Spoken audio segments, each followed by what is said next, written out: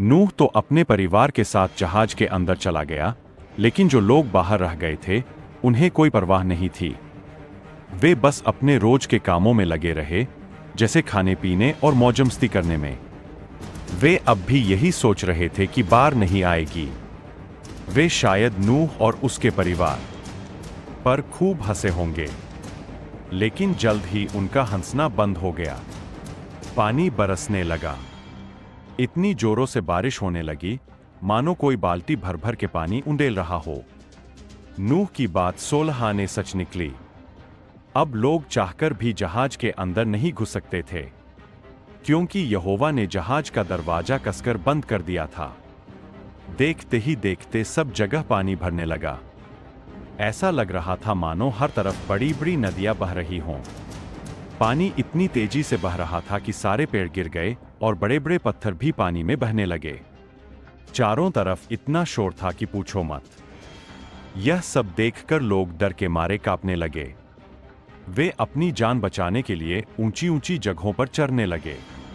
उन्होंने सोचा होगा कि काश हमने नूह की बात मान ली होती और जहाज का दरवाजा खुले रहने तक उसमें चढ़ गए होते तो कितना अच्छा होता।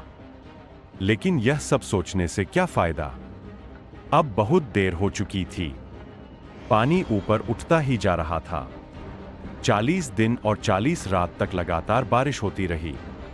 पानी इतना बढ़ गया कि ऊंचे ऊंचे पहाड़ भी उससे ढक गए। जैसा परमेश्वर ने कहा था, ठीक वैसा ही हुआ। जहाज के बाहर जितने भी इंसान और जानवर थे, सबके सब डूबकर मर गए। लेकिन जहाज के अंदर जितने लोग और जानवर थे, वे सब बच गए। नूह और उसके बेटों ने जहाज बहुत अच्छी तरह बनाया था। जैसे जैसे पानी ऊपर उठता गया, जहाज भी पानी के ऊपर तैरने लगा। फिर 40 दिन के बाद बारिश बंद हो गई और सूरज चमकने लगा।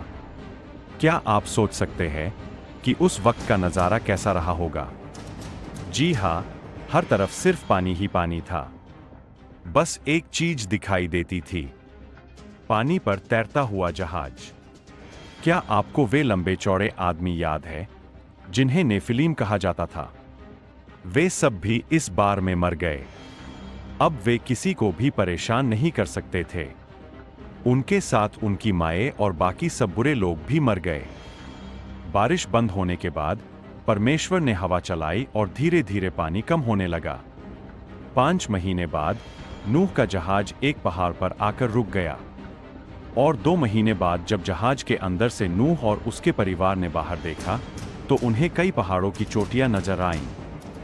फिर नूह ने यह पता लगाने के लिए कि जमीन सूख गई है या नहीं, एक कौवे को जहाज से बाहर छोड़ा, मगर वह कौवा थोड़ी देर उड़ने के बाद वापस आ गया, क्योंकि उसे बैठने की कोई जगह नहीं मिली।